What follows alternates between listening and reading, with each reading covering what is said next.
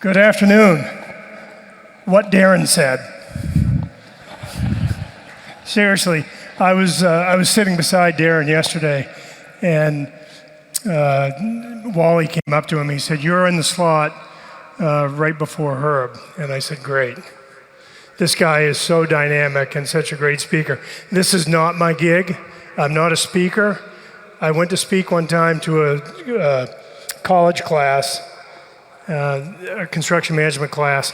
There's probably 60 people in the room, and this one kid right in the very front was asleep. Or he was, his head was nodding. And I walked over and I said, "Excuse me, sir, am I keeping you awake?" And he said, "Just barely." So I got that going for me.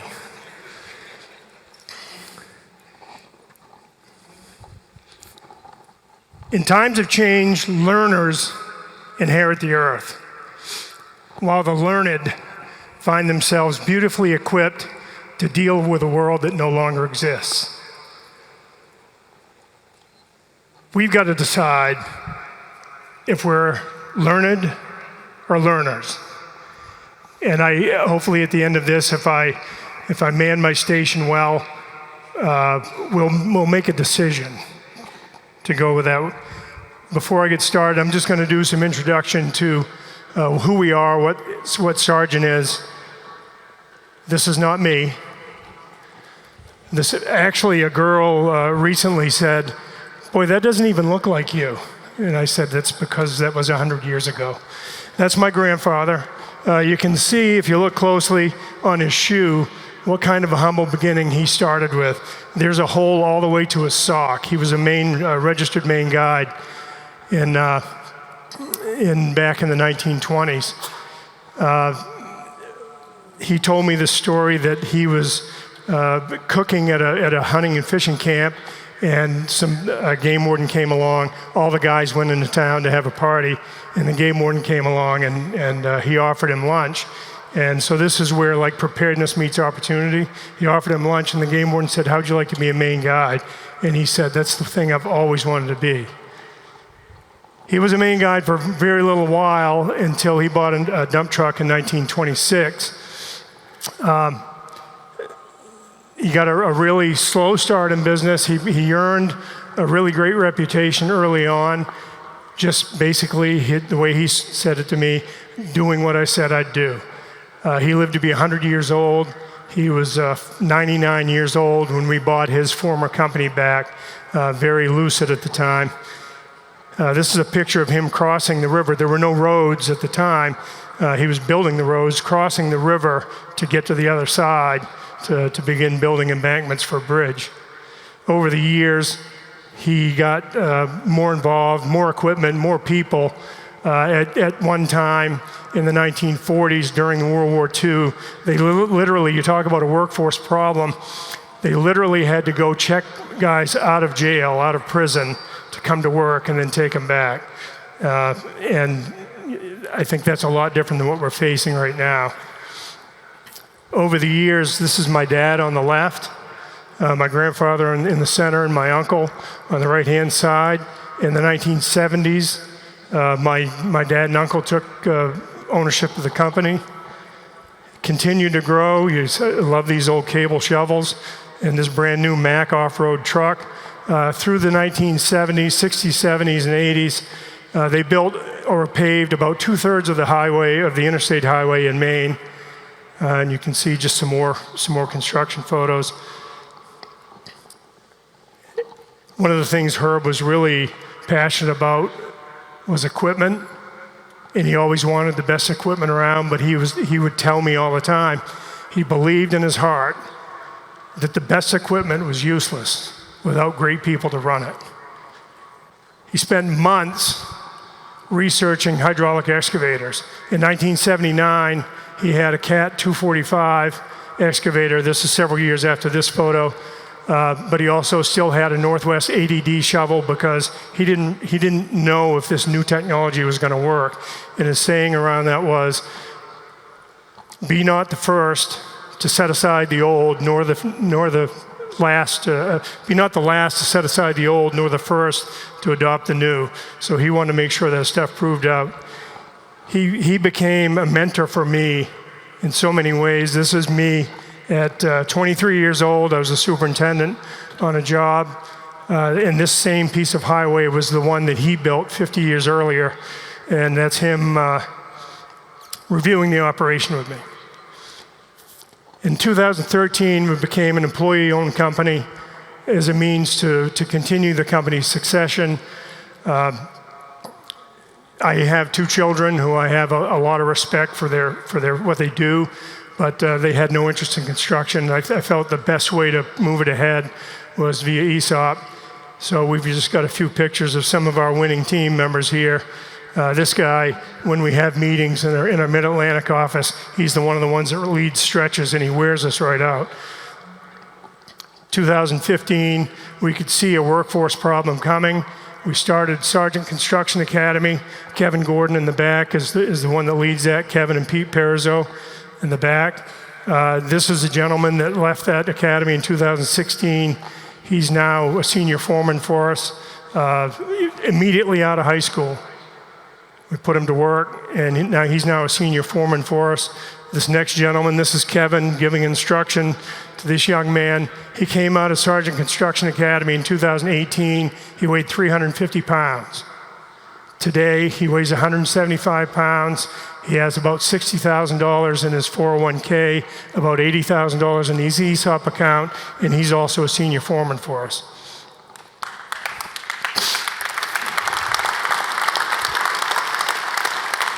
This is Kevin and Pete flanking the 2023 class of Sargent Construction Academy. We don't get a lot of women in this, but we're very pleased with this young lady that's come to work with us, and she's really pushing things. I think she's going to be a foreman within 2 or 3 years. And this is just a great picture of one of our great employees that moves our equipment around, and the dedication that these people have, the amount of miles they put on in the course of a year, and the number of accidents they don't have that they should have. And I mean, if I was driving, it would be piled up everywhere. But just an incredible group of people. One of the things I did for BuildWitt Connect was I did a presentation called Financial Altitude, and it's based on a couple stories. This particular story is my grandfather also became an aviator, and he and another friend bought planes and sold planes. So this is not a plane that he bought. His wasn't this fancy. They went up to Moosehead Lake, which is in kind of north central Maine, and they bought this plane. And they wanted to get it out, but it was sunk into the ice about a foot. So they had to chip it out, and Herb was a new pilot at the time. And his partner, Ken, said, okay, Herb, when we get this thing going, I don't know how well it's going to run, but when we get this thing going, I want you to climb up and get about 8,000 feet of altitude, but stay over the lake as you do this, because if you lose power, you can just land on the lake. And he said, I've done the math. This plane has a 17-to-1 glide ratio, meaning it'll go 17 feet sideways for every foot it drops, power off, 17-to-1 glide ratio. And if you get up to 8,000 feet, what I know is on the way home, you can find a place to land anywhere. You can find another lake to land on. Now, that's not something I would want to do. But they did it, and he made it home without any incident. But that story that he told me, and another story that I experienced myself as I watched the smoke billowing in a Cessna 206 single-engine plane at my feet, taught me a couple lessons about safety and altitude. And I've considered this, how it can apply to business. So if we have just a graph, this is on the bottom is the economy, let's call it, the terrain, and on the left is the altitude. And we have 3 planes. And the question is, where do you want to be when the economy begins to upheave? Because the economic terrain, we all know, is never completely stable. So which altitude do you want to be at when that begins to be disrupted? Some nerdy math for you that I did. If we're 32,000 feet, if we're way up there like a jetliner, and we lose power at that glide ratio 17-1, we can glide 103 miles, and it takes us 25 minutes to get down, and we have an area to land of about 33,000 square miles. If we're at 16,000 feet, it's basically half, 51 miles, 12 and a half minutes to make decisions. I prefer the 25 minutes to make decisions. Now we're down to 12 and a half minutes to make decisions, but we only got a quarter of the area to land in. If we're at 1,000 feet, now think about this in terms of your operation. Which one are you at? Which one would you prefer to be at? At 1,000 feet, we have 47 seconds to land and about 32 square miles, but most of it's useless because it's behind us at this point. We have 3 miles to glide. And the question is, where do you want to be? Every time as you approach a plane, I was a pilot too, when you go to a new altitude or in a climbing attitude, you have to trim the plane to set it up for that so you don't have to put much manual control in. So we want to reduce the drag as we go ahead. And if you think about your business, if you're climbing, if you're growing, how do we reduce the drag on our business to get to that next altitude? And when we get to that next altitude, what do we want to do? At this lowest altitude, the only alarm you have is likely the trees. So if your business is flying at that altitude, or think about it in personal terms, if you personally are flying at that altitude, and I'll talk a little bit about more about that, if you're personally flying at this altitude, you're in danger. The trees are the only alarm. If we're flying up here, and we have to watch the trees, if you're flying at this higher altitude, we can look out the windscreen and we can begin to think about things that are future safer places to land. When we're down here, and I'll talk about when we were coming out of the last recession, literally, like every piece of effort we had in our company was focused on flying the next mile. For you guys that were with the company at that time, sorry you didn't know that then. Literally, like we would have taken bicycle gear and hooked it to the propeller and flown it the next mile. We were running closer than we should have been. The thing about trimming an aircraft is once it's properly trimmed, it's trimmed for speed. So if you add power, it climbs. If you take away power, it goes down. And the metaphor here for me is if we reach a good altitude, it's not just time to throw our feet up and we get the plane trimmed.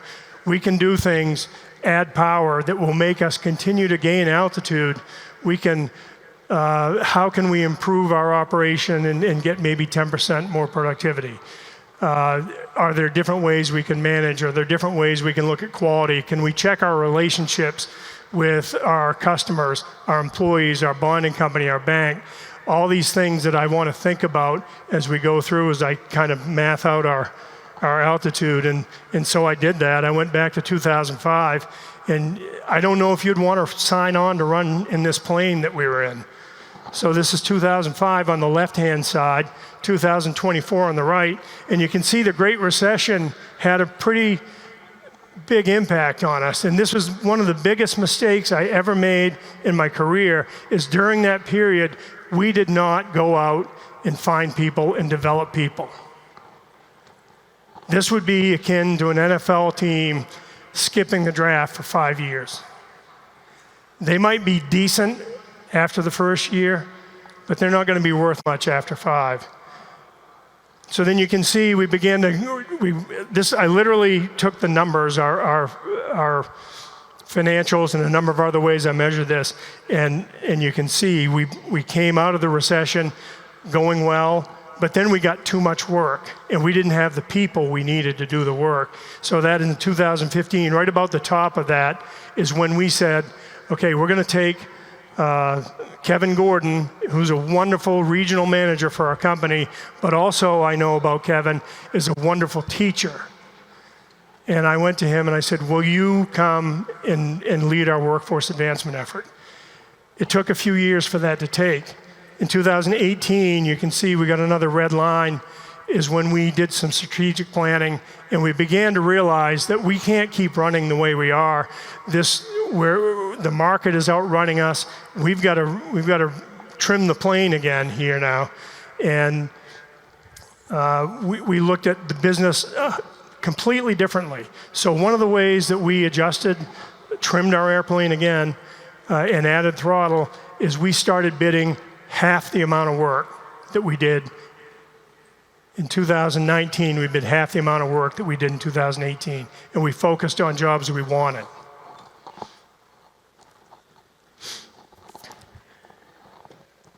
This picture is, this is me, 8 years old with a football. My mom and dad got divorced when I was 8, and they met when my dad was in the service. They met when he was in Georgia. So she decided she wanted to be back in Georgia, about 1,100 miles away from home for me. This is a picture, staged photo. This is my dad took us out, bought me a football, my little brother a tricycle, my sister a pocketbook, and my little sister a guitar. And he told the other three, go inside, and he said, follow me to the car. And when we got to the car, he took the football and he pushed it into my chest, and he said, you're the man of the house now. 8 years old. Fast forward 15 years. I'm on a project in Skowhegan, Maine. 23 years old. I just left that project I showed you with my grandfather. We had this project, a deep sewer project, really bad job. And they fired the superintendent and they asked me to go finish. They didn't ask me, they told me to go finish the job. So I'm on this job, impossible set of scenarios. Winning wasn't even an option. It was like, do the best we can. And we had a hard date the Friday before Christmas to finish this job, and we had major liquidated damages. Not only that, but a big mark on us in the industry. We'd spend decades in Maine building so much of Maine, and the day we were supposed to finish this work, we had a blizzard. And we got about 24 inches of snow that day. And we were all working, and we all got our coveralls on, and we're caked in snow and ice and everything. And one thing we had to get done was pour a concrete collar around this pipe at the manhole. And we couldn't get concrete. Nobody's going to send a mixer out. We needed about 2.5 yards of concrete. Nobody's going to send a mixer out in a blizzard. So we backfilled. I made the decision to backfill the hole. And we got done. It was dark. It was way past dark. We got in the office. We're all kind of peeling off our Carhartts and the snow and ice and everything off us. And I looked at the phone, before cell phones, by the way. There was a time. I looked over at the phone, and there was an answer. The light was flashing. So I checked the machine and said, call me. If it's after 5, call the house. So I asked everybody to leave, and I called.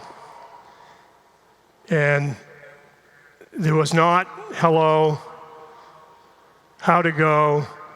It was, you got it done, right? And I said, no, we didn't. And the response was, a 5th grader would know enough to get that job done today. A 5th grader could read the contract and know that job needed to be done today. We thought we could trust you. That's why we put you there. 2 phrases. One, totally assaulted my intelligence. And the second assaulted my character. I was not trustworthy. I had about a 2-hour drive home in a blizzard that day. And the whole way home, I was writing my suicide note.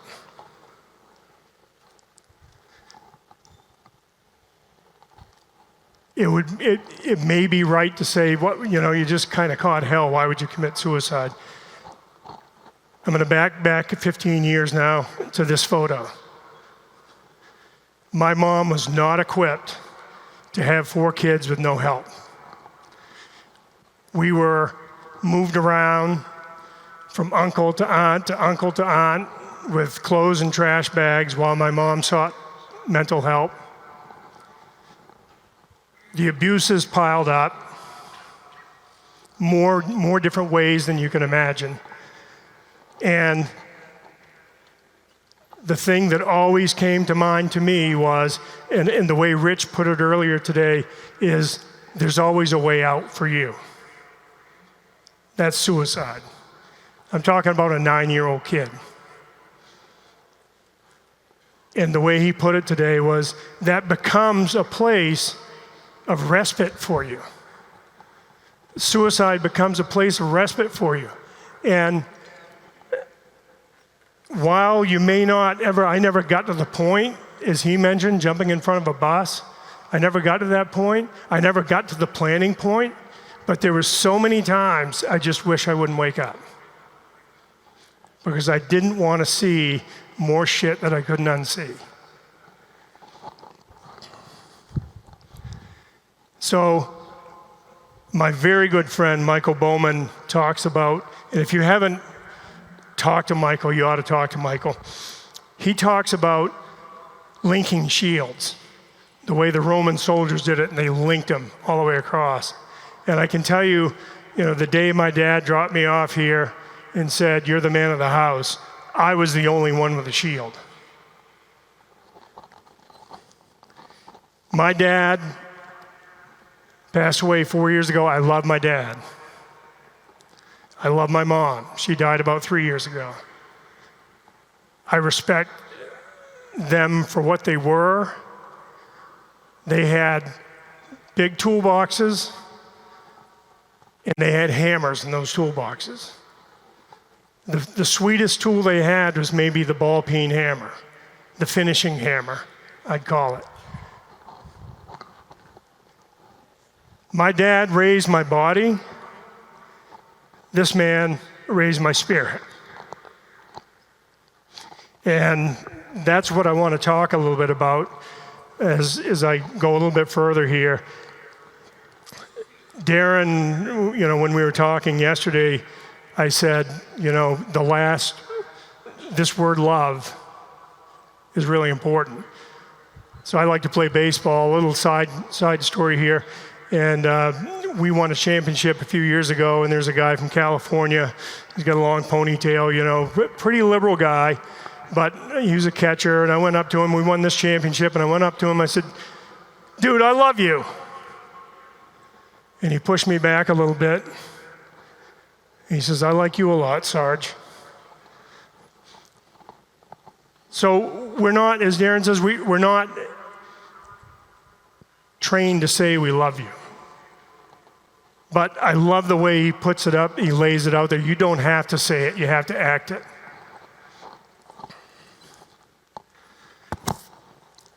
This is one of our superintendents, started with us probably close to 20 years ago. And to me, he just embodies human capital. And we talk a lot about working capital in financial terms. If you've ever had to talk to your bonding company, you've had to talk a little bit about working capital. This is working capital. These people are working capital. And we need to look at them differently. And other peoples have touched on it here. This is, Aaron mentioned yesterday, a whole human being. This is a whole human. Relational, physical, financial, emotional, professional. Those are the components that we are seeking in our company. We are seeking to support growth in all those areas so people have a margin of safety in all those areas, so that if they have to come home late from work one day, it's not a big crisis with the wife. They've got a relationship with their wife. Or if they lose a rear end or a transmission in their truck, it doesn't become a crisis, it stays a problem. They've got some financial margin of safety. Emotional, we want them to know that they can speak to us. Physical, I talked about Jackson. Started 350 pounds out of high school. He's 175 pounds now. We're trying to model the ways that we can have a good physical life, and then professional.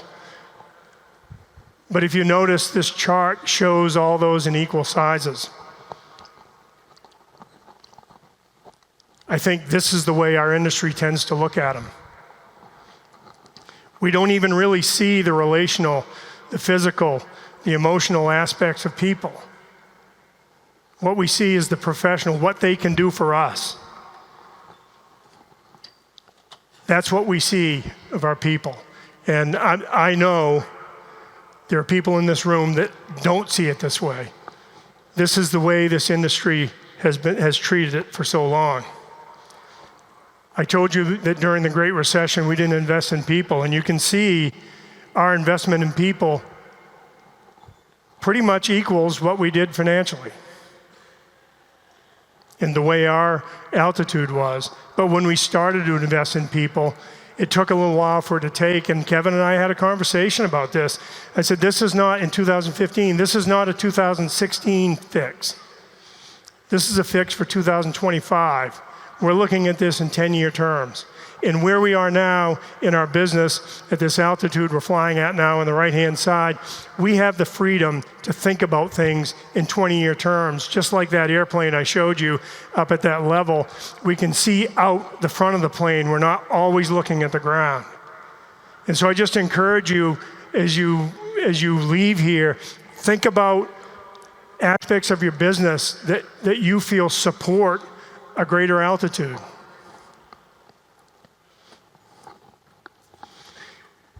Rob Norris at work. Rob Norris at family. This life is an integrated life. This man's life is integrated. He's a laborer, pipe layer. And I'm so proud of people like Rob that can go and can work like they do. And Aaron Witt took this photo in 2020, and then this next photo was taken about 2 months ago. I'm so proud that this guy, and I've talked to him, I'm so proud that he's so happy with his family. He's so investing in his family. So this is a Wall Street, I'm sorry, this is me again.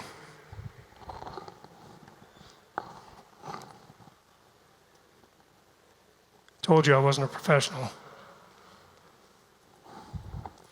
This is a Wall Street Journal article. How Gen Z is becoming the tool belt generation. This is the change. So the whole name of this presentation is Change is Certain, Progress is Not. This is the change that we're seeing unfold around us. Who would have dreamed 2 years ago that we'd read something like that on the Wall Street Journal? But for us, this is not a turn the ship around scenario for this industry. This is we leave here and make a decision. It's not going to take necessarily expense, but it is going to take intent. If we don't understand our role, our collective role, if we don't understand that role and grab that role and become stewards of lives and stewards of families, we're going to end up with more people like I was. And I don't want that for people.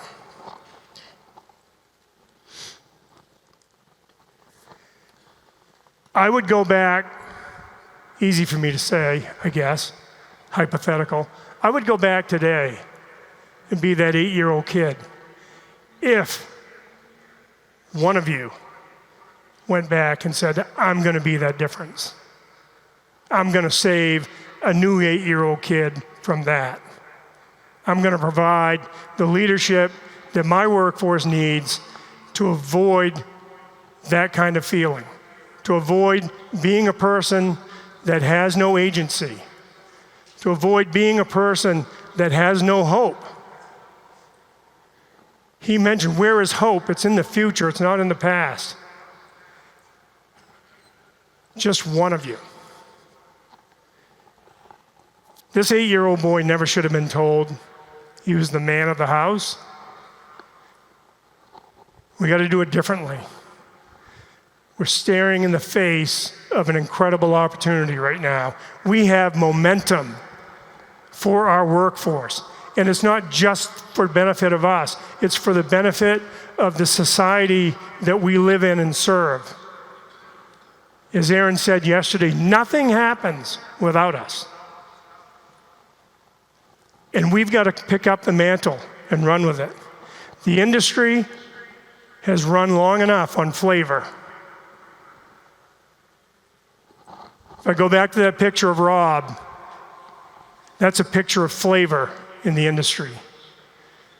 When I show him the picture of his family, that's a picture of nutrition. We've lived long enough. We've run our businesses long enough. We've run this industry long enough on flavor. I've lived it. We need nutrition.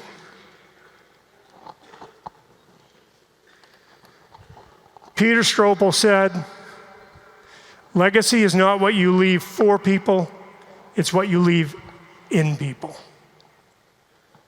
We need to leave a legacy in our people, one that they're willing and glad to carry on and encourage other people to join our industry. Change is what we're looking at. Progress is nutrition. Progress is stewardship for those whole humans and all the whole families they have. We don't talk about we've got to change it for our 500 people. We talk about change for 500 families. Progress is love. Thank you.